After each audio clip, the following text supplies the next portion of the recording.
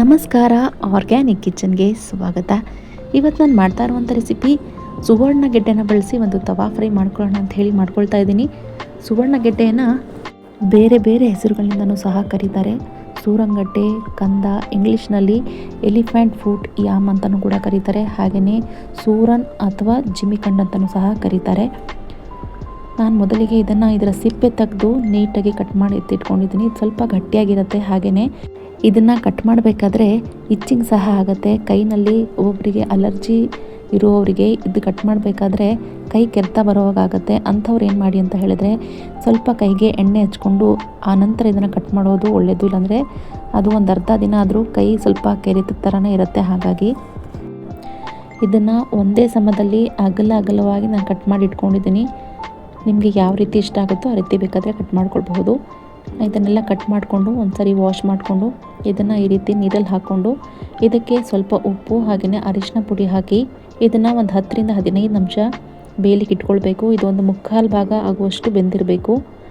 ಯಾಕೆಂದರೆ ನಾವು ಡೈರೆಕ್ಟ್ ತವಾ ಫ್ರೈ ಮಾಡೋದ್ರಿಂದ ಇದನ್ನು ಡೈರೆಕ್ಟಾಗಿ ಮಾಡಲಿಕ್ಕಾಗೋದಿಲ್ಲ. ಇದನ್ನು ಬೇಯಿಸಿನೇ ಮಾಡಬೇಕು. ಇವಾಗ ನಾನು ಒಂದು 10 ರಿಂದ 15 ನಿಮಿಷ ಆಗುವಷ್ಟು ಬೇಯಿಸ್ಕೊಂಡಿದ್ದೀನಿ. ಇದಿಷ್ಟು ಬೆಂದಿರಬೇಕು. ಇವಾಗ ಇದಾದಮೇಲೆ ನಾನು ಇದಕ್ಕೆ ಸ್ವಲ್ಪ ಸ್ಪೈಸಸ್ನ ಆ್ಯಡ್ ಮಾಡ್ಕೊಳ್ತಾ ಇದ್ದೀನಿ. ನಾನಿಲ್ಲಿ 1 ಲೆಮನ್ ತಗೊಳ್ತಾ ಇದ್ದೀನಿ. ಇದರ ರಸ ಮಾತ್ರ ತಗೊಳ್ಳೋಣ. ಇದರ ಜೊತೆಗೆ ರುಚಿಗೆ ತಕ್ಕಷ್ಟು ಉಪ್ಪು. ನಾನಿಲ್ಲಿ ಆಲ್ರೆಡಿ ಬೇಯಬೇಕಾದ್ರೆ ಉಪ್ಪು ಹಾಕ್ಕೊಂಡಿದ್ದೀನಿ. ಇಲ್ಲಿ ಹಾಕ್ಕೊಳ್ಬೇಕಾದ್ರೆ ನೋಡ್ಕೊಂಡು ಹಾಕ್ಕೊಳ್ಳೋಣ.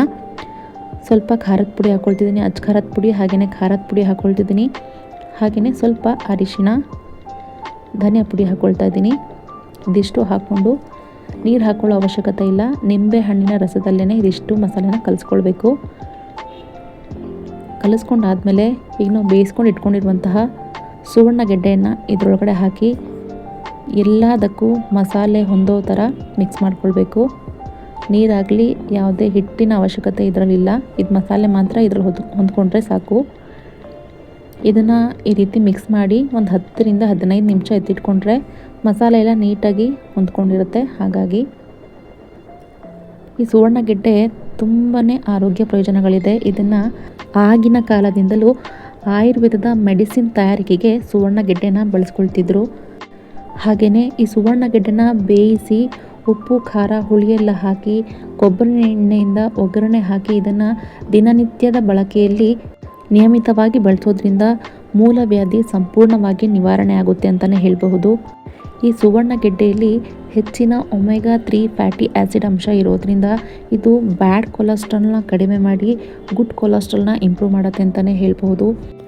10 ರಿಂದ 15 ನಿಮಿಷ ಮಿಕ್ಸ್ ಮಾಡಿ ಎತ್ತಿಟ್ಕೊಂಡಿದ್ದೆ. ಇದಾದಮೇಲೆ ಏನು ಮಾಡಬೇಕು ಅಂತ ಹೇಳಿದ್ರೆ ನಾನಿಲ್ಲಿ ಚಿರೋಟಿ ರವೆನ ಬಳಸ್ಕೊಳ್ತಿದ್ದೀನಿ. ಇದರಲ್ಲಿ ಒಂದ್ಸರಿ ಡಿಪ್ ಮಾಡಿ ಈ ರೀತಿ ತವಾ ಮೇಲೆ ಒಂದು 4 ರಿಂದ 5 ಸ್ಪೂನ್ ಆಗುವಷ್ಟು ಎಣ್ಣೆ ಹಾಕಿ ರವೆನಲ್ಲಿ ಮಿಕ್ಸ್ ಮಾಡಿ ಈ ರೀತಿ ಫ್ರೈ ಮಾಡ್ಕೊಳ್ಬೇಕು.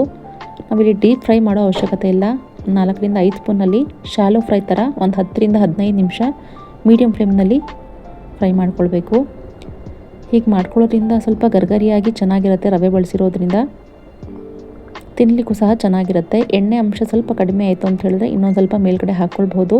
ಈ ಸುವರ್ಣ ಗೆಡ್ಡೆನ ಬೇಯಿಸಲಿಕ್ಕೆ ಸ್ವಲ್ಪ ಎಣ್ಣೆಯ ಅವಶ್ಯಕತೆ ಹೆಚ್ಚಾಗಿರುತ್ತೆ. ಹಾಗಾಗಿ 4 ರಿಂದ 5 ಸಾರಿ ಆದರೂ ಇದನ್ನು ಬದಲಾಯಿಸ್ಕೊಂಡು ಫ್ರೈ ಮಾಡ್ಕೊಳ್ತಾ ಹೋಗಬೇಕು.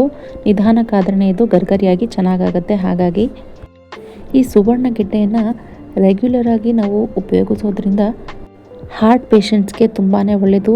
ಹಾಗೆಯೇ ಇದರಲ್ಲಿ ವಿಟಮಿನ್ ಸಿ ಅಂಶ ಹೆಚ್ಚಾಗಿರೋದ್ರಿಂದ ಇದು ನಮ್ಮ ಸ್ಕಿನ್ನ ನ್ಯಾಚುರಲಾಗಿ ಗ್ಲೋ ಆಗಿ ಇಟ್ಕೊಳ್ಳಿಕ್ಕೆ ಹೆಲ್ಪ್ ಮಾಡುತ್ತೆ. ಇದರಲ್ಲಿ ವಿಟಮಿನ್ ಎ ಹಾಗೆ ಫೈಬರ್ ಅಂಶ ಹೆಚ್ಚಾಗಿರೋದ್ರಿಂದ ಕಣ್ಣಿನ ಆರೋಗ್ಯಕ್ಕೆ ಒಳ್ಳೆಯದು. ತೂಕ ಕಡಿಮೆ ಮಾಡಬೇಕು ಅಂತ ಹೇಳೋರು ಸಹ ಇದನ್ನು ಡಯಟ್ ಫುಡ್ನಲ್ಲಿ ಆ್ಯಡ್ ಮಾಡ್ಕೊಳ್ಬಹುದು. ಇದಾದಮೇಲೆ ಇದು ಮೆದುಳಿನ ಕಾರ್ಯನಿರ್ವಹಣೆಯನ್ನು ಸುಧಾರಿಸುತ್ತೆ. ಹಾಗೆಯೇ ದೇಹದಲ್ಲಿ ಗಾಯ ಆಗಿರೋರಿಗೆ, ಅಂದರೆ ಯಾವುದಾದ್ರೂ ಆಪ್ರೇಷನ್ ಆಗಿರೋರಿಗೆ ಅಥವಾ ಬಿದ್ದು ಗಾಯ ಮಾಡ್ಕೊಂಡಿರೋರಿಗೆ ಈ ಕಾಯಿನ ತಿನ್ನೋದ್ರಿಂದ ಆ ಗಾಯ ಬೇಗನೆ ವಾಸಿಯಾಗುತ್ತೆ ಅಂತಲೇ ಹೇಳ್ತಾರೆ. ಈ ಸೂರಂಗಡ್ಡೆಯನ್ನು ಸಣ್ಣದಾಗಿ ರುಬ್ಕೊಂಡು ಇದರಲ್ಲಿ ಸ್ವಲ್ಪ ತುಪ್ಪ ಹಾಕಿ ಇದನ್ನು ಜಾಯಿಂಟ್ ಪೇನ್ ಇರೋರು ಆ ಜಾಗದಲ್ಲಿ ಹಚ್ಚೋದ್ರಿಂದ ಜಾಯಿಂಟ್ ಪೇನ್ ಸಹ ಕಡಿಮೆ ಆಗುತ್ತೆ. ಇದಾದಮೇಲೆ ಈ ಸುವರ್ಣ ಗೆಡ್ಡೆಯನ್ನು ಒಣಗಿಸಿ ಇದನ್ನು ಪೌಡರ್ ಮಾಡಿ ದಿನನಿತ್ಯದ ಬಳಕೆಯಲ್ಲಿ ಈ ಪೌಡರ್ನ ನೀರಿನಲ್ಲಿ ಹಾಕಿ ಕುಡಿಯೋದ್ರಿಂದ ಪೈಲ್ಸ್ ಸಮಸ್ಯೆ ಸಹ ಕಡಿಮೆ ಆಗುತ್ತೆ. ಹಾಗೆಯೇ ಈ ಸುವರ್ಣಗೆಡ್ಡೆಯನ್ನು ಸಣ್ಣದಾಗಿ ಕಟ್ ಮಾಡಿ ಬಾಯ್ಲ್ ಮಾಡಿ ಇದರಲ್ಲಿ ಸ್ವಲ್ಪ ಉಪ್ಪು ಹಾಕಿ ಬಾಯ್ಲ್ ಮಾಡಿಕೊಂಡು ಈ ನೀರನ್ನು ಕುಡಿಯೋದ್ರಿಂದ ಡೈಜೆಷನ್ ಸಮಸ್ಯೆ ಇರೋರಿಗೆ ಒಳ್ಳೆಯದು. ಹಾಗೆಯೇ ಲಿವರ್ ಸಮಸ್ಯೆ ಇರೋರಿಗೂ ಸಹ ಒಳ್ಳೆಯದು.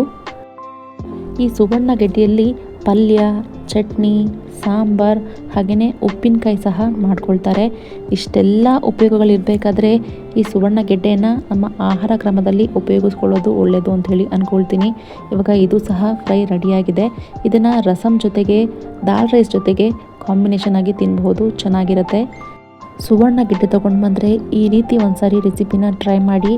ಹೀಗಾಯಿತು ಅಂಥೇಳಿ ಕಾಮೆಂಟ್ ಮಾಡಿ. Thank you.